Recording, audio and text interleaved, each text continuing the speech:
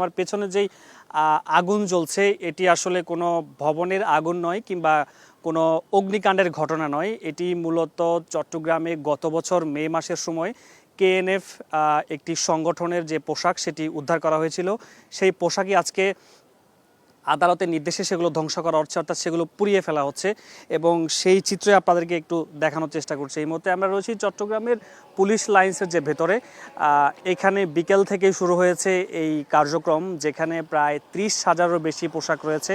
এই পোশাকগুলো পুড়িয়ে ফেলা হচ্ছে এবং বাইজিৎ বোস্তামি যে থানা রয়েছে নগরীর থানা, গত বছরের মে মাসের সময় তারা এই অভিযান চালিয়ে এলাকাটির একটি কারখানায় প্রায় 20,000 পিস পোশাক উদ্ধার করে এবং পরবর্তীতে এক সপ্তাহের ব্যবধানে আরেকটি অভিযান তারা পরিচালনা করে, যেখানে আরও প্রায় 11,000 পোশাক উদ্ধার করে। অর্থাৎ 2 দফায় তারা আসলে সব মিলিয়ে প্রায় 30,000-এরও বেশি পোশাক উদ্ধার করে এবং সেই পোশাকগুলো নিয়ে চট্টগ্রামে নগরীতে বেশ আলোচনা সমালোচনা হয়েছে। এই পোশাকগুলো আসলে কি জন্য এখানে তৈরি করা হচ্ছে এবং যে কারখানায় তৈরি করা হচ্ছে সেই কারখানার শ্রমিক সহ মালিক সহ 3 জনকে সে সময় কিন্তু গ্রেফতার করা হয়েছিল এবং এটি নিয়ে বেশ আলোচনা জন্ম দিয়েছিল এবং সেটি কি কারণে এই জায়গাগুলোতে বানানো হচ্ছে বা এগুলো কোথায় নিয়ে যাওয়া হবে, কাদের, সেই বিষয়গুলো কিন্তু এখন পর্যন্ত পুলিশের পক্ষ থেকে কোনো স্পষ্ট কোনো কিছু বলে নাই। সেক্ষেত্রে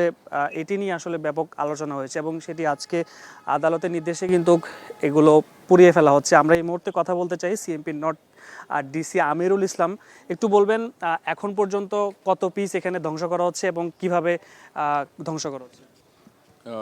আমরা আজকে 32,000 প্লাস ধ্বংস করছি, এই যে আগুন জ্বালিয়ে ধ্বংস করছি এবং এটা আদালতের নির্দেশে ম্যাজিস্ট্রেটের উপস্থিতি ধ্বংস করা হয়েছে।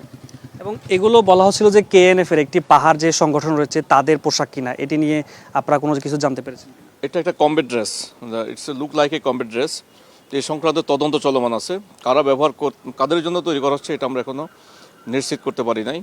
আপনি যে শব্দটা উচ্চারণ করেছেন এটা তদন্ত যদি বের হয়ে আসে সেটা পরে জানানো হবে, বাট বর্তমানে তদন্তাধীন আছে। আমরা এখন নিশ্চিত হতে পারি না এটা কাদের জন্য তৈরি করা হয়েছে। এবং একটি মামলাও হয়েছে, মেবি মামলা চলমান রয়েছে এবং মামলা যাদেরকে গ্রেফতার করা হয়েছে তাদের ভাষ্য বা তাদেরকে জিজ্ঞাসাবাদে কোনো কিছু বেরিয়ে এসেছে? তাদেরকে জিজ্ঞাসাবাদ করা হয়েছে, অ্যারেস্ট হয়েছে, তারা আদালতে 164-এ জবানবন্দিও দিয়েছে এবং তারা উৎপাদন করেছে, তাদের বায়ার আছে এটা বলেছে, বাট বায়ার কারা সেটা তারা ক্লিয়ার করে নাই। এবং এগুলো কি ওই কারখানাতে দীর্ঘদিন ধরে তারা তৈরি করতো কিনা বা এরকম কোনো কিছু? না, এটা one time, this is the first time, এই প্রথমবারের মতো তারা উৎপাদন করতেছিল। আচ্ছা, এবং এগুলো আমরা জানি যে সংগঠনের কথা বলা হচ্ছে কেএনএফ, সেটি পাহাড়ে বিভিন্ন অস্থিরতার সময় বিভিন্ন ধরনের তারা কার্যক্রম করে থাকে এবং এই পাহাড়ের পোশাকগুলো এখানে এসে বানানো হচ্ছে, যে মালিক ছিলেন তার সাথে কোনো যোগসাযোগ ছিল? না, আপনি যে কথাটা বলেছেন পাহাড়ের সংগঠনের সাথে এটা আমরা এখনো কোনো সংশ্লিষ্টতা পাই নাই। আমাদের তদন্ত এখনো পর্যন্ত এই ধরনের কিছু লিঙ্কেজ আমরা এখনো খুঁজে পাই নাই। পরবর্তী কার্যক্রম কি থাকবে? পরবর্তী কার্যক্রম মামলা তদন্ত কার্যক্রম চলমান আছে। আমরা কিছু আসামি অ্যারেস্ট হয়েছে, বাকি আসামিদেরকে আমরা আইনের আওতায় নিয়ে আসবো। কয়টা মামলা টোটাল 2টা মামলা হয়েছে আমাদের সিএমপিতে। একটা পাহাড়তলী, একটা পাহাড়তলী, তার একটা বাইজিৎ থানায়। কতজন গ্রেফতার? গ্রেপ্তার হয়েছে 3 জন।